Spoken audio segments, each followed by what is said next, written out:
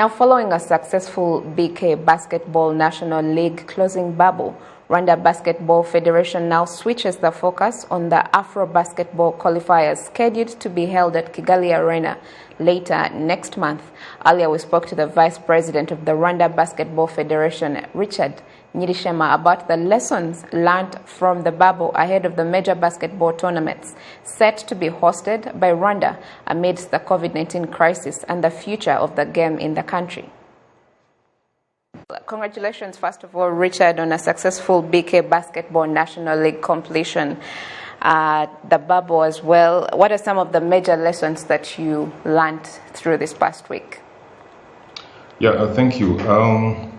Yes, it was a totally new experience for us to organize such kind of competition in these conditions of the bubble. But it was really something that we enjoyed, and as far as the organizers are concerned.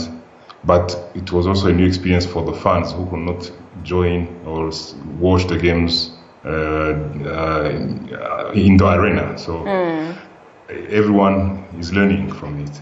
And, absolutely. And how was that? How was that playing? How was it for the players, maybe, and for you doing the games without the audience cheering you on? Yeah, I think it was a different experience for the players, because normally we always say that the players, the fans are like the sixth player in the game. So that sixth player was missing. Yeah. But people understood the different conditions and the challenge that we are in, the challenging time we are in. So it's different, but it's still enjoyable. So at the end, all the players were really appreciating, because the first thing was to go back to basketball, to the court, and enjoying the game. So it was different for the fans, but we tried as much as possible to get connected, to connect and broadcast the games through the YouTube channels, through KC2, and we put also a lot of effort in on social media so that we keep the connection between players and the fans. I can imagine, and also with success comes a bit of challenges here and there. What were some of the challenges that you faced in organizing this and also throughout the week of the games? Yeah, so the biggest challenge, of course, it was the bubble experience, which is very new, and we had to pass through testing for the whole players and officials and staff.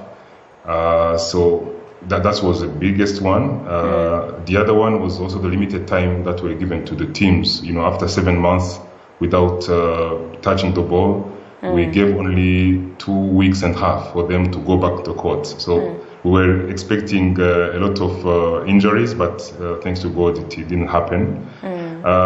So the other thing also, the challenge was, I'm talking about now the fans. As they could not join the arena, we were trying to be as innovative as possible so that at least people enjoy it even from their home. Yeah. Well, judging by the success of the National League bubble, what should we expect from the Afro Basket Qualifiers? Yeah, so having this closing, at least resuming the BK National League, was a good test and a challenge for the federation.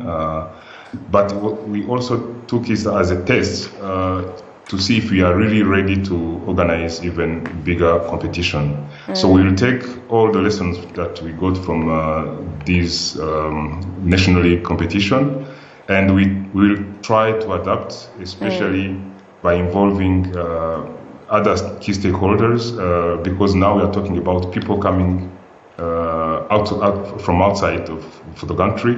So we need to really be ready, and we have already started, because now we have a local organizing committee that's involving key institutions like the Ministry of Health, the Migration Office, the City of Kigali, RDB, police, and etc.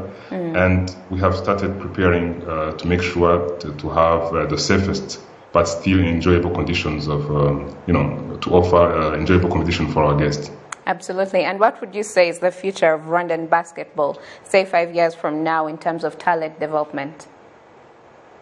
So I think we are in the right path, because we have a totally full, how to say, support from the government. So the ball is on our side. We need to try a lot of things, but by bringing basketball in Rwanda or basketball competition, we are first exposing our players to a better competitive competition, and that will also improve their level of game. But we also have we make sure that our youth love basketball because they can watch the games, they can have models that they can follow. But we still need also to work on our development of youth talents. And we always need like partners and sponsors that will bring the competition, the trainings of our coaches, the infrastructure especially. And as you're asking, in the 5 years we are thinking and we really want to work on it so that we are at least among the 4 best African countries in basketball. Yeah, Richard Nyirishema, the Vice President of the Rwanda Basketball Federation, thank you so much for speaking to us today. Thank you. All the best. Yeah. Okay. Bye.